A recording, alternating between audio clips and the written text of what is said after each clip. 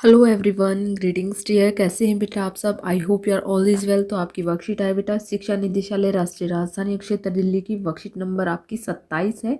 ये है बेटा आपकी 6 क्लास की विज्ञान की वर्कशीट है और दिनांक रहेगी आपकी 22 जनवरी 2021 यानी कि शुक्रवार की वर्कशीट।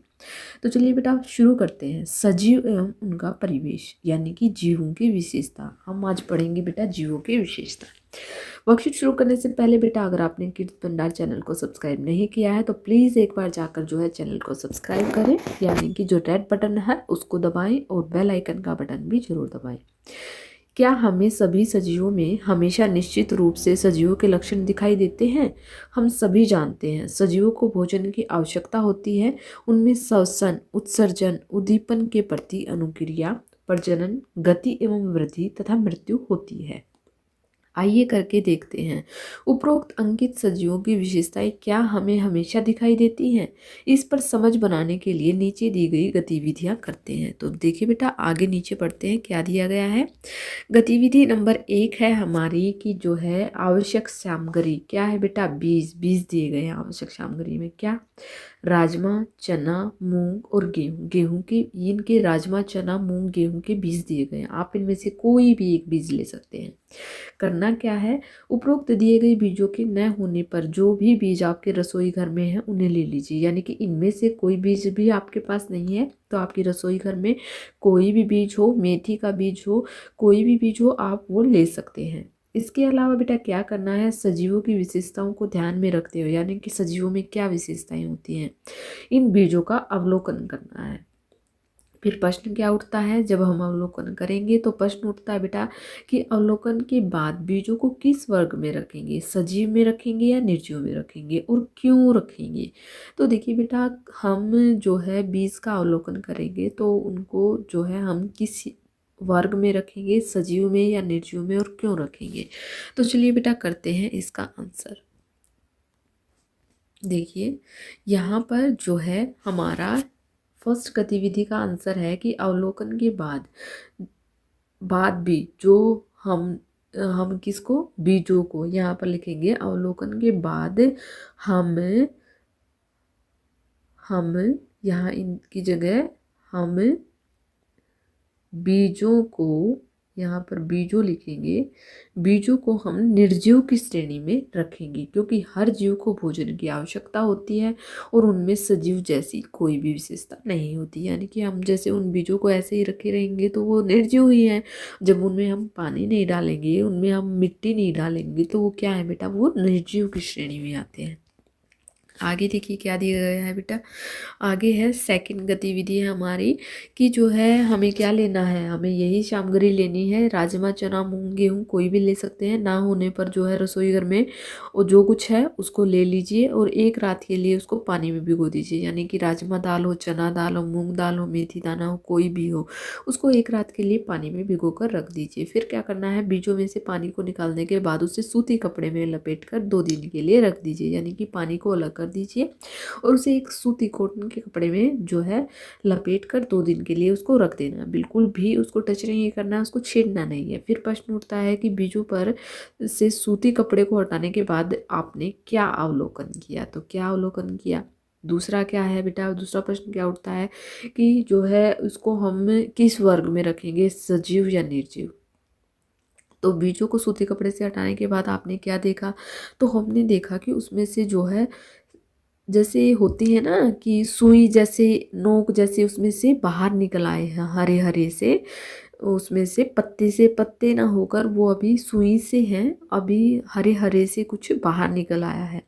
तो उसको हम किस वर्ग में रखेंगे बेटा, उसको हम सजीव में रखेंगे क्योंकि हमने तो दाने रखे थे, अब तो उनमें से जो है पौधा निकल आया है। तो चलिए करते हैं इसका आंसर। तो देखिए क्या दिया गया है, हम लिखेंगे बेटा कि जो है अवलोकन के बाद बीजों को हम जो है सजीव वर्ग में रखेंगे क्योंकि पानी पूजन मिलने से वह बीज सजीव बन जाते हैं, उनमें सजीवों वाली विशेषताएं आ जाती हैं और उनमें अंकुरण होने लगता है। यानी कि कोई भी जो बीज से पौधा बनता है उसमें हमें जो है वो क्या होने लगता है, वो अंकुरित होने लगता है। आगे देखिए बेटा क्या दिया गया है, रिक्त स्थान को भरिए। रिक्त स्थान क्या बनना है बेटा, हमें ये हमें भरना है कि जैसे सबसे पहले क्या दिया गया है। सबसे पहले दिया गया है नंबर 1 पर कि ज़मीन पर उगने वाले पौधों को क्या कहा जाता है। ज़मीन पर उगने वाले पौधों को क्या कहा जाता है बेटा।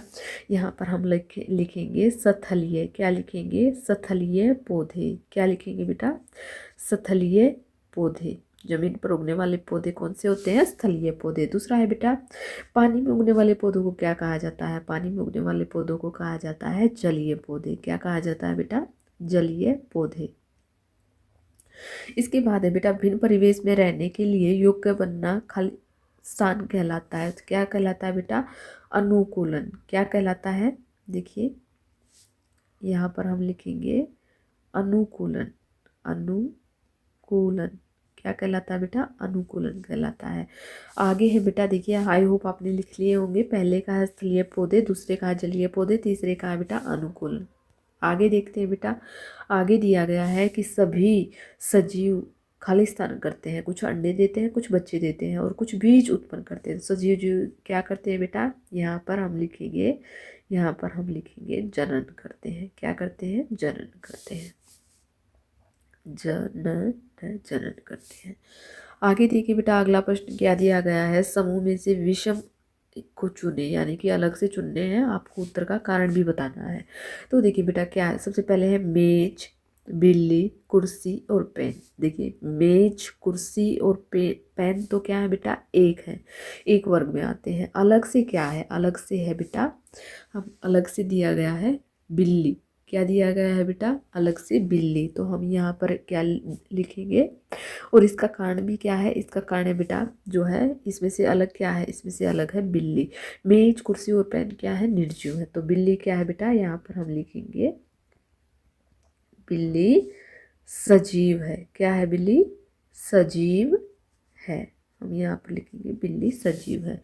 आगे है बेटा, ऊंट, शेर, बाघ और सियार। ऊंट क्या है बेटा, शेर, बाघ और सियार तो जो है मांसाहारी है। ऊंट क्या है, ऊंट यहाँ पर हम लिखेंगे ऊंट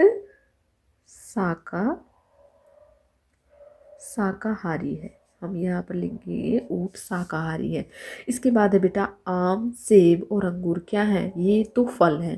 कैक्टस क्या है बेटा, ये एक फल नहीं है। कैक्टस क्या नहीं है, ये एक फल नहीं है, ये कांटेदार जो है पौधा होता है। तो यहाँ पर हम लिखेंगे कैक्टस फल नहीं है, फल नहीं है। इसको हम लिखेंगे कैक्टस फल नहीं है। इसके बाद है बेटा, मछली, मुर्गी, कुत्ता और सुअर। ये क्या है बेटा, तीनों ये है जो है मुर्गी, कुत्ता, सुअर, ये क्या है, स्थलीय जीव है। और मछली क्या है, यह एक जलीय जीव है। तो हम यहाँ पर लिखेंगे मछली जलीय जीव है। क्या है बेटा, जलीय जीव है, जीव है। इसके बाद है बेटा, कमल, गुलाब, सूरजमुखी और चमेली। ये तीनों क्या है बेटा, ये जो है स्थलीय यानी कि जो है धरती में पैदा होते हैं। और कमल क्या है, यह जलीय पौधा है। तो यहाँ पर लिखेंगे कमल जलीय पौधा है। यहाँ पर हम लिखेंगे कमल जलीय पौधा है। तो यहाँ पर होती है बेटा आपकी वर्कशीट कंप्लीट। आई होप आपको समझ में आ गई होगी। अगर आपको वीडियो अच्छी लगी तो प्लीज़ लाइक, शेयर, सब्सक्राइब करना ना भूलें।